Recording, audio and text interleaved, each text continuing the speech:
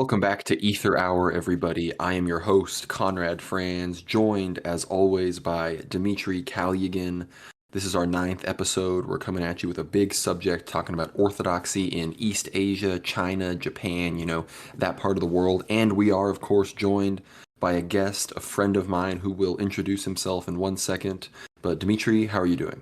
Doing great, Conrad. It's great to be here on the ninth episode of FVR. Already 9 episodes in, and we're going to speak about a region which I think has fascinated a lot of people in regards to its history in terms of Christianity and the Christian tradition there. I think it definitely is the land of the future in regards to Orthodox Christianity, and we're kind of touching upon it in this first episode, but I'm sure this could be a series in the future. And joined today by our good friend Conrad. I'll let you introduce him, but as always, I'm glad to be here and looking forward to this really exciting episode.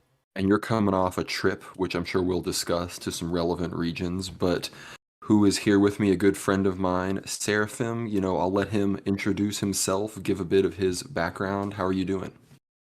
Hey, yeah, I'm doing well.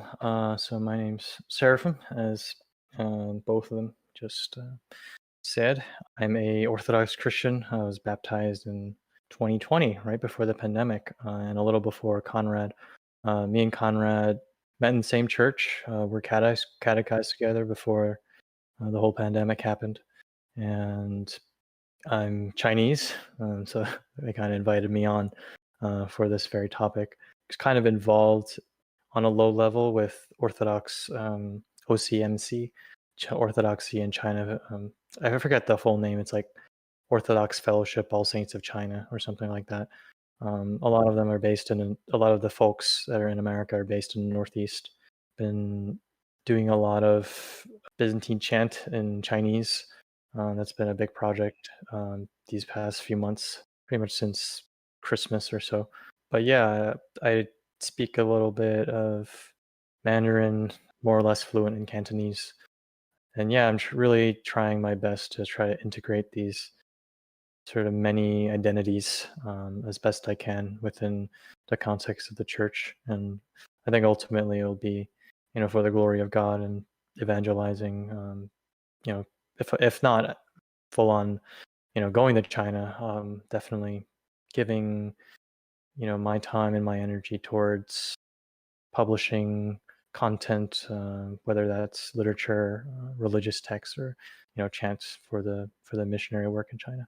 No, I think that's Byzantine chanted Chinese, all of that is going to be, I struggle with it in English, so I can't imagine how some of, the attempting goes. And that's really awesome. But we're going to be talking on here about history of Orthodoxy in China, then kind of moving up in time towards the current day. And for those of you who listen to World War now, China, Russia, that relationship is really big in the geopolitical sphere right now. And because of that, we've seen some interesting meetings, Patriarch Kirill meeting with Xi Jinping, and, just kind of this future of Orthodoxy in China and these regions is kind of being focused on a little bit more because of this geopolitical situation. But before we get into anything like that, we got to go way back in time to the days of the apostles. So, Dmitry, who was the first Christian in China or in the region?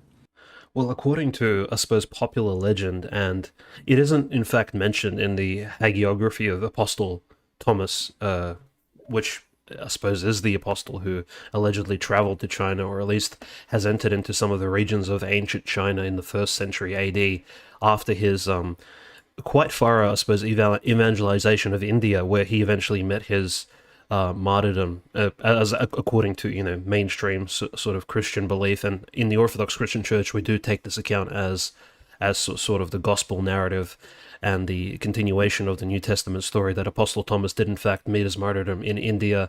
But according to legend, he did in fact travel to China, and similar to how Apostle Andrew the First, called the brother of Apostle Peter, did travel to Crimea and did spend time in what is today known as Ukraine, or I guess ancient Russia, and did baptize some Scythian peoples. That is the legend that is attributed to in Eastern Europe.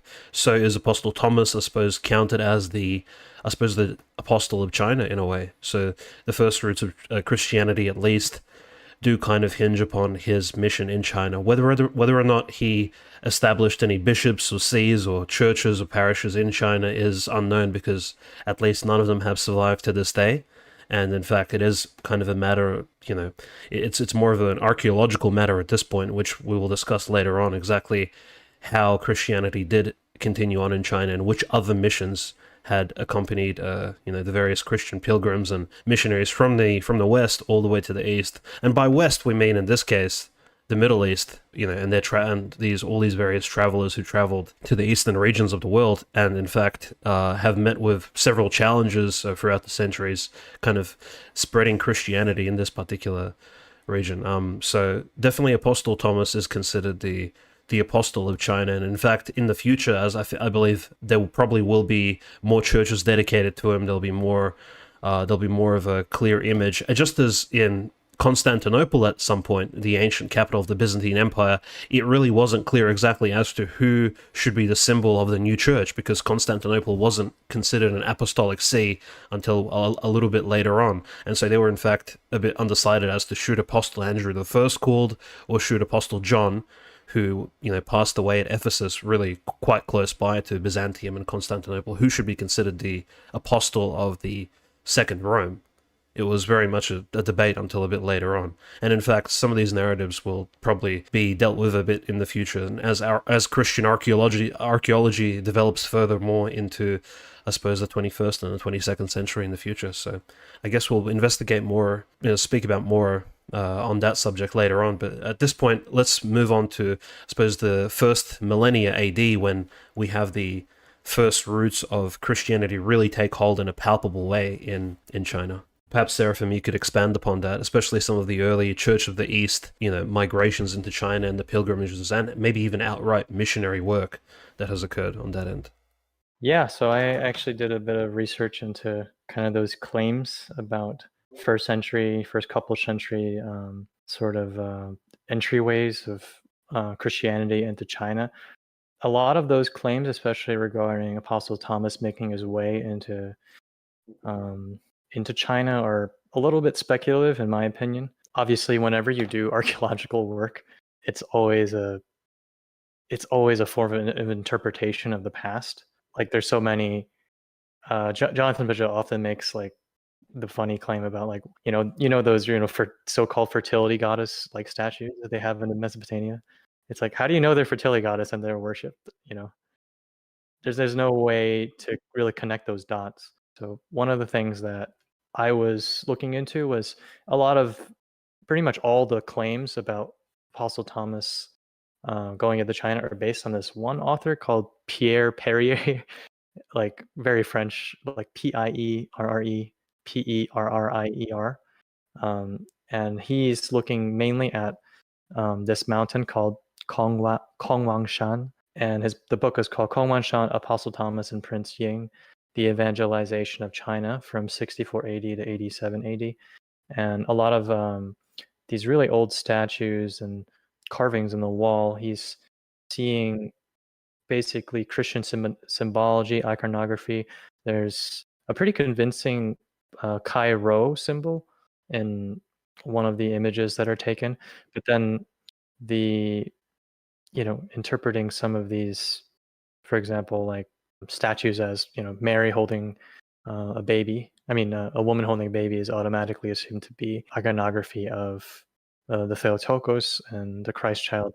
It could be possible, but it's very hard to tell. I don't think there are many inscriptions, Chinese characters. So a lot of that is based off of one book and one person's, let's say, archaeological expertise or speculation. So I'm not sure how much stake we can put in that. I'm not sure. Did you guys do much research into that? No, I would say, in fact, the one book I really looked at was written by Russian missionaries in China in the 19th century, and they only make a passing remark, and probably they also have read this Frenchman's book, and they kind of make a passing remark that maybe Apostle Thomas could have had some dealings with early Chinese Christianity in the early centuries, but in fact they don't actually go into depth, and it's very much a non-speculative work, and it's somewhat archaeological in its very nature. It's very historical work. It's called the ancient remnants of Christianity according to Chinese sources, and it's written by Archimandrite Palladium, who was who was the head of the Russian mission in the 1870s in China. So he was kind of like of a more historian, sort of archaeological mindset, and so he decided to write this 400-page book, a few chapters which I've skimmed over, just in sort of in search of, I guess, what are some of the exemplary remarks he would make. But he was very much looking at different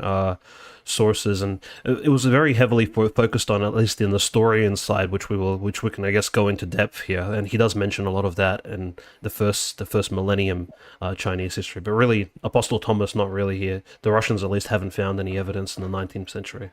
Yeah.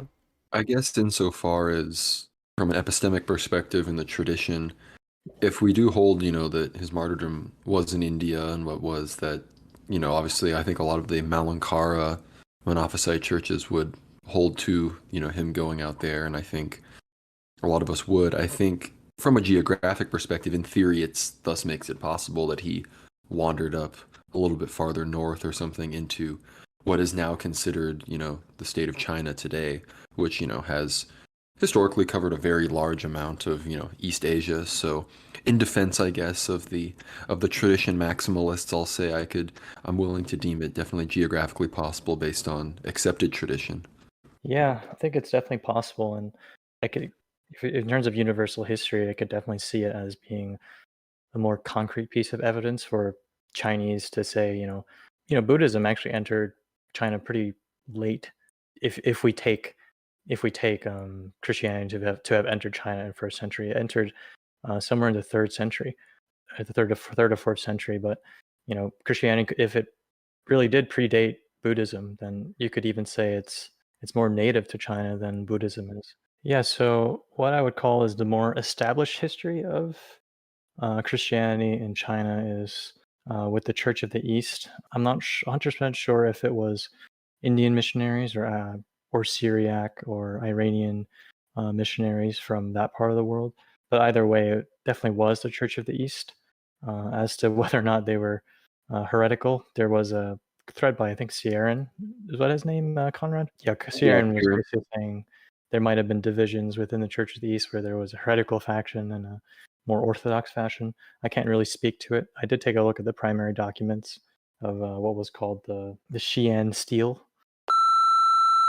That is going to be it for the free preview, everybody. Be sure to go to worldwarnow.substack.com and subscribe, go paid to hear the full episode. We go really deep on Japan, China, Korea, the prospects of Orthodoxy, Patriarch Kirill meeting with Xi Jinping, and so on. So you don't want to miss that. Be sure to go on Substack, subscribe to the paid, just $7 a month, as well as there's a free trial. $75 a year saves you a few dollars as well if you want to do that. Really helps us out. Remember, we have 33 plus episodes of World War Now up for free, so all of your support really means a lot and lets us do more content. Thank you to Seraphim, and go subscribe. Yeah, thank you so much. God bless y'all.